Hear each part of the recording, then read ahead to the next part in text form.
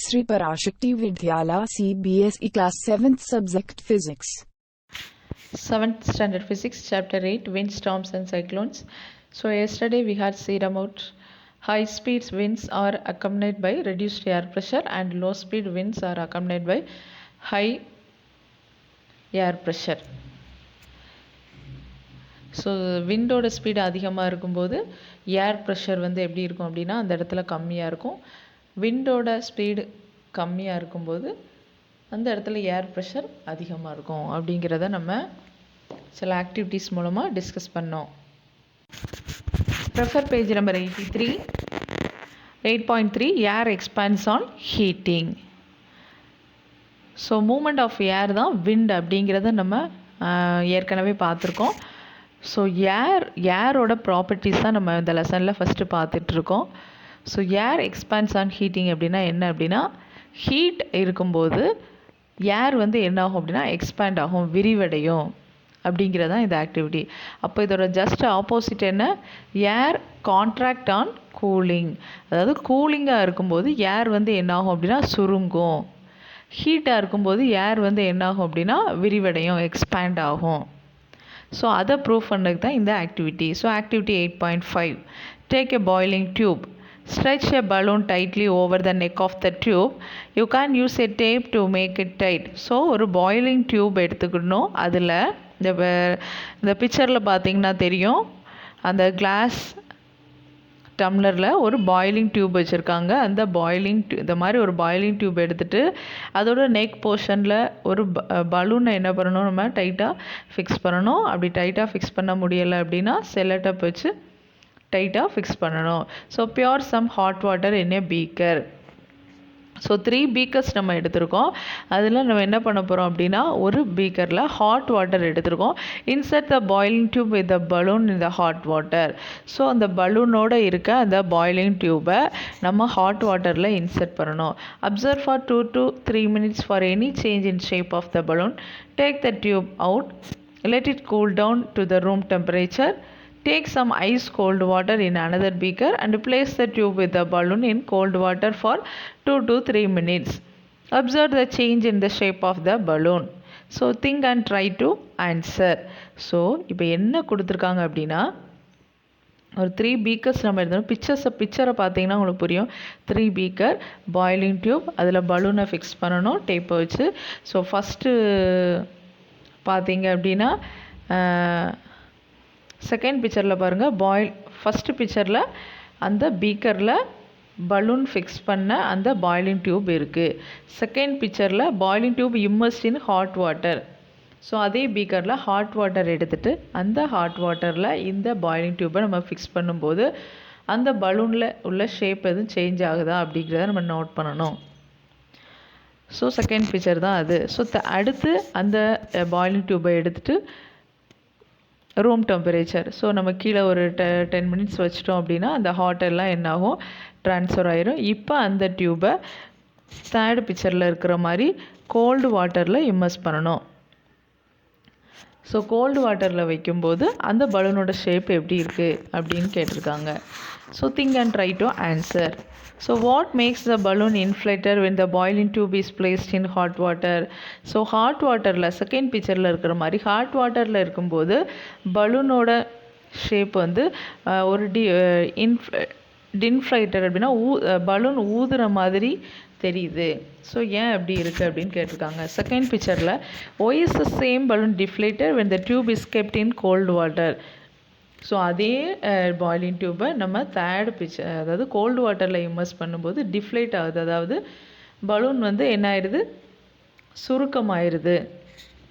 So இதோட reason என்ன? So can we infer from the first observation that air expands on heating? Can you now state what happens to the air in the boiling tube when it cools down? So இப்போ நம்ம ஏர் expands and heating அப்படிங்கிறதான் நம்ம இந்த ஆக்டிவிட்டியோட heading. So அந்த பாயிண்ட்டை இந்த இடத்துல நம்ம கொண்டு வரும்போது தான் அதோட ஆன்சர் நமக்கு வந்து கிடைக்கும். ஸோ நம்ம பாய்லிங் டியூப்பை ஹாட் வாட்டரில் ஃபிக்ஸ் பண்ணும்போது, இம்மர்ஸ் பண்ணும்போது அந்த பாய்லிங் டியூப்புக்குள்ளே உள்ள ஏர் வந்து என்ன ஆகுது அப்படின்னா அந்த ஹாட் வாட்டர் படும்போது எக்ஸ்பேண்ட் ஆகுது, விரிவடையுது. அதனால தான் பலூன் வந்து இன்ஃப்ளேட் பலூன் ஊதுன மாதிரி அப்படி ஸ்ட்ரைட்டாக வந்து நிற்கிது. அதே பாய்லிங் டியூப்பை நம்ம கோல்டான வாட்டரில் ஃபிக்ஸ் பண்ணும்போது அங்கே அந்த பாய்லிங் டியூப்பில் உள்ள ஏர்லாம் என்ன ஆகும் அப்படின்னா கான்ட்ராக்ட் ஆகும், கூலிங் படும்போது சுருங்கும். ஸோ அதனால தான் பலூன் வந்து டிஃப்ளேட் ஆகுது. ஸோ இதுதான் அதோட ரீசன். ஸோ ஆக்டிவிட்டி 8.5ல் air expands and heating and அப்படிங்கிறத நம்ம பார்த்தோம். ஸோ நெக்ஸ்ட், இதுலேருந்து நீங்கள் என்ன தெரிஞ்சுக்கலாம் அப்படின்னா ஹீட் இருக்கும்போது ஏர் எக்ஸ்பேண்ட் ஆகும், கூலிங் இருக்கும்போது ஏர் கான்ட்ராக்ட் ஆகும். And activity 8.6, take 2 paper bags or empty paper cups of the same size. Hang the 2 bags in inverted position on the 2 ends of a metal or wooden stick. So ஒரு 2 paper bags or 2 empty paper cups same சைஸில் உள்ளதாக நம்ம எடுத்துகிட்டு அதை தொங்க விடணும். So inverted position தலைகீழ நம்ம என்ன பண்ணணும், அதை தொங்க விடணும். இதில் அப்படின்னா ஒரு மெட்டல் ஆறு உடன் ஸ்டிக் ஆறு இதுலேயோ ஒன்றில் நம்ம அதை என்ன பண்ணணும், சேம் சைஸில் உள்ள 2 பேப்பர் பேக்ஸ் ஆர் 2 கப்ஸ் எடுத்து ஹேங் பண்ணணும். Tie a piece of thread in the middle of the stick. Hold the stick by the thread as in a balance. So அந்த ஃபஸ்ட்டு பிக்சரில் இருக்கிற மாதிரி சென்டர் பாயிண்டில் ஒரு த்ரெட்டு நூல் ஏதாவது கட்டி என்ன பண்ணணும், நீங்கள் கட்டி தொங்க விடணும். ஸோ ரெண்டும் பேலன்ஸாக இருக்கணும். ஸோ அந்த கேப்லாம் வந்து கரெக்டாக இருக்கணும். ஸோ இப்போ நம்ம என்ன பண்ண போகிறோம் அப்படின்னா put a burning candle below one of the bags as shown in the figure. Observe what happens.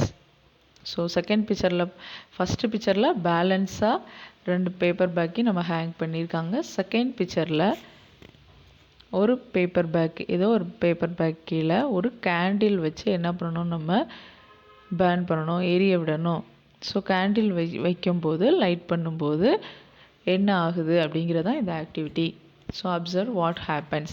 Y is the balance of the bags disturbed. So அந்த மாதிரி கேண்டில் நம்ம வைக்கும்போது செகண்ட் பிக்சரில் இருக்கிற மாதிரி அந்த பேப்பர் பேக்ஸ் வந்து இம்பேலன்ஸ் ஆகும். அதாவது ஒன்று மேலே ஒன்று கீழே இந்த மாதிரி வந்து நிற்கும். ஸோ இதோட ரீசன் என்ன அப்படின்னா thus this activity indicates that warm air rises up. As the warm air rises up, it pushes the bag above the candle. Thus the disturbance of the balance suggests that the warm air is lighter than the cold air. So can you now explain why smoke always rises up? So the reason என்ன அப்படின்னா candle வைக்கும்போது கேண்டிலை சுற்றி உள்ள ஏர் எல்லாம் என்ன ஆகும் அப்படின்னா heat ஆகும். ஸோ ஏர் ஹீட் ஆகும்போது எப்போதுமே ஹாட் ஏர் வந்து ரைஸ் ஆகும்.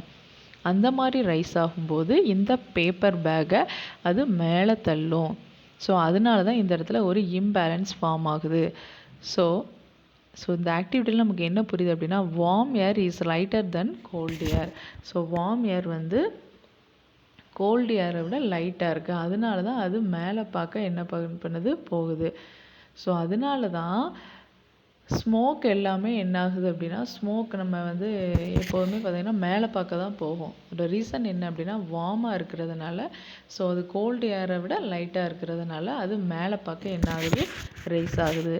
So also it is important to remember that on heating the air expands and occupies more space. So next point என்ன அப்படின்னா இந்த ஏர் வந்து ஹீட் ஆகும்போது எக்ஸ்பேண்ட் ஆகுது and occupies more space. So heat ஆகும்போது ஏர் expand ஆகுது அண்ட் மோர் ஸ்பேஸை என்ன பண்ணுது, ஆக்குபை பண்ணுது. So when the same thing occupies more space it becomes lighter. So the warm air is therefore lighter than the cold air. So அதை வந்து ஒரு அது வந்து உங்களுக்கு வந்து நல்லா பிளாக் லெட்டரில் தனியாக தெரியணும் அப்படிங்கிறதாக கொடுத்துருக்காங்க. அதை அண்டர்லைன் பண்ணிக்கலாம். So the warm air is lighter than the cold air. That is the reason that the smoke goes up. In nature there are several situations where warm air rises at a place. The air pressure at that place is lowered.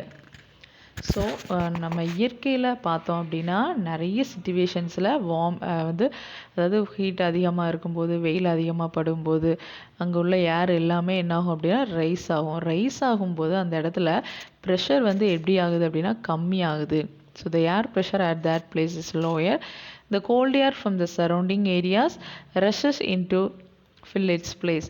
So அங்கே உள்ள ஏர் எல்லாம் வார்மாகி மேலே rice ஆகும்போது அந்த இடம் வேக்யூமாக இருக்காது. அந்த இடத்துக்கு சைடில் உள்ள கோல்டு ஏர்லாம் என்னாகும் மறுபடி அந்த இடத்த ஆக்குப்பை பண்ணும். அது அப்புறமா ஹாட் ஆகி மேலே ரைஸ் ஆகும்.